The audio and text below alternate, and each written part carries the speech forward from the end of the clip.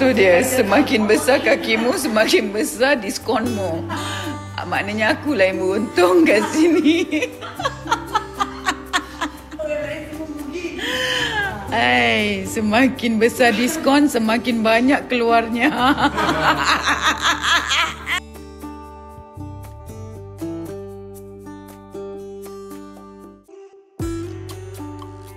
Good morning. Okey, macam biasa pagi mesti minum air kunyit. Lepas tu mesti ada fresh juice, ada yogurt. Itu dia. Semen ni bagus tak? Tengoklah dia punya bubur. Ya Allah, lain pada yang lain. Tadi tak bawa phone nak tunjuk dia punya persembahan lagi. Memang gila lah. Tak ada macam tak ingat lah. Dia kat rumah. Mana pergi dia Bismillahirrahmanirrahim. Apa bang? Mana ada apa dulu? Sumpah sedap. Bakso dia memang kena makan. Sedap. Sedap hangat.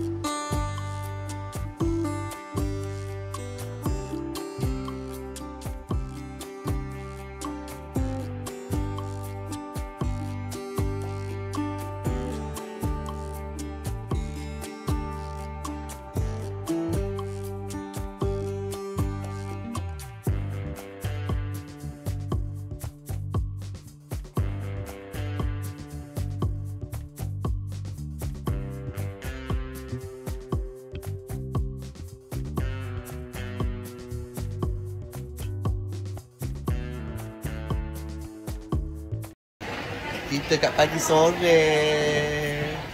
Mana sekecil ni? Ya ilah ya Allah. Tak nampak terus dia. Itu kenot. Kita cannot. Aduh.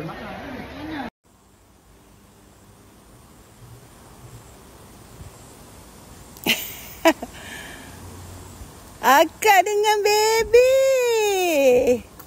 Akak. Patutnya akak parking sini. Ya. Boleh, tapi situ okey lah. Tadi tak ikut abang. Tut tut tut tut tut. Akak. Bestnya akak dengan baby dah